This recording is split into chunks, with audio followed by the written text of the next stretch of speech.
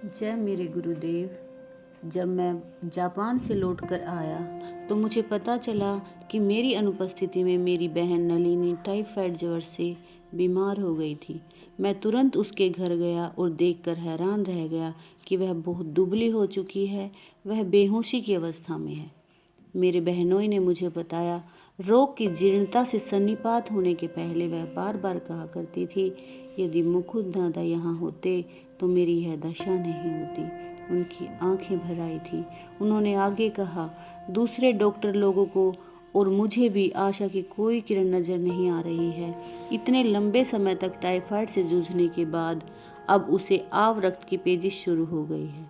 मैंने अपनी प्रार्थनाओं से आकाश और पाताल तक हिला दिया। मुझे पूर्ण सहयोग देने वाली एक एंग्लो इंडियन नर्स को नियुक्त कर मैं अपनी बहन पर रोग मुक्ति की यौगिक पद्धतियों का प्रयोग करने लगा। आव रक्त की पेचिश बंद हो गई, परंतु डॉक्टर बोस विषण्णता में सिर हिलाते हुए शोकार्त स्वर में बोले, अब बाहर निकलने के लिए इसके शरीर में खून ही नहीं बचा है, वह ठीक हो जाएगी। मैंने दृढ़ता से कहा, 7 दिन में उसका बुखार चला जाएगा। 1 सप्ताह बाद नलिनी को आंखें खोलकर मुझ पर प्रेम भरी दृष्टि डालते हुए देखकर मैं रोमांचित हो उठा। उस दिन से उसके स्वास्थ्य में तेजी से सुधार हुआ। उसका शरीर पहले की तरह गोल मटोल तो हो गया, पर उसकी लगभग प्राणांतिक बीमारी का एक दुखद चिन्ह उसके शरीर पर रह गया, और वो चिन्ह था कि उसके दोनों पैरों में पक्षाघात हो गया था। भारतीय और विलायती डॉक्टरों ने उसे असाध्य विकलांग घोषित कर दिया। उसके जीवन की रक्षा के लिए मैंने प्रार्थनाओं पर प्रार्थनाएं शुरू की। उससे मैं थक गया था। मैं श्री युक्तेश्वर गिरी जी की सहायता लेने के लिए श्री रामपुर गया। जब मैंने उन्हें नलिनी की दशा के बारे में बताया तो उनकी आंखों में गहरी सहानुभूति उभर आई। 1 महीने में तुम्हारी बहन ठीक हो जाएगी। फिर उन्होंने आगे कहा, उसे अपनी त्वचा का स्पर्श करते हुए 2 कैरेट का एक छिद्र विहीन मोती पहनने को कहो, जो एक बंध में दोनों ओर से आंकड़ों में जुड़ा हो। मैंने आनंद के साथ राहत की सांस लेते हुए उनके चरणों में साष्टांग प्रणाम किया। हे गुरुदेव, आप सिद्ध पुरुष हैं।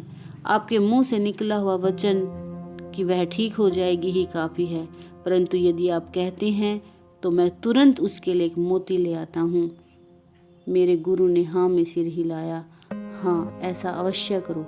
फिर उन्होंने नलिनी की, जिसे उन्होंने कभी देखा भी नहीं था, शारीरिक और मानसिक विशेषताओं का सविस्तार वर्णन किया। मैंने पूछा, हे गुरुदेव, क्या यह ज्योतिषीय विश्लेषण है?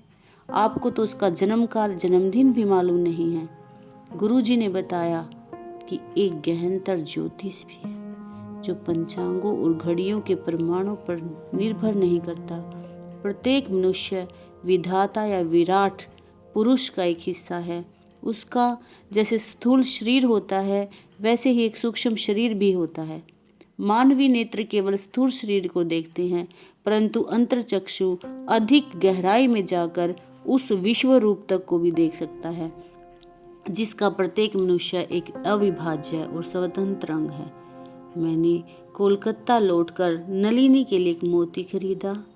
1 महीने के बाद उसके पंगु हुए पांव बिल्कुल ठीक हो गए। ये है प्रार्थना का प्रभाव। नलिनी ने गुरुदेव से अपनी हार्दिक कृतज्ञता व्यक्त करने के लिए मुझसे कहा। श्री युक्तेश्वर जी ने उनके संदेश को चुपचाप सुन लिया, परंतु जब मैं उससे विदा ले रहा था तब उन्होंने एक अर्थगर्भित बात मुझे बताई। उन्होंने कहा, तुम्हारी बहन को अनेक डॉक्टरों ने बताया हुआ है कि वह कभी मां नहीं बन सकती। उसे विश्वास दिला दो कि कुछ ही वर्षों में वह 2 पुत्रियों को जन्म देगी। और जैसा गुरुदेव ने कहा था, कुछ वर्षों के बाद नलिनी की खुशी का ठिकाना नहीं रहा जब उसने एक पुत्री को जन्म दिया और उसके कुछ वर्ष बाद दूसरी पुत्री को जन्म दिया। इस प्रकार हम कह सकते हैं कि अगर हम सच्चे मन से प्रार्थना करते हैं, अगर हम सच्चे मन से किसी भलाई के लिए प्रार्थना करते हैं, तो वह प्रार्थना हमेशा स्वीकार्य होती है। हमारे गुरुदेव, हमारे परमपिता परमेश्वर उस प्रार्थना को जरूर सुनते हैं।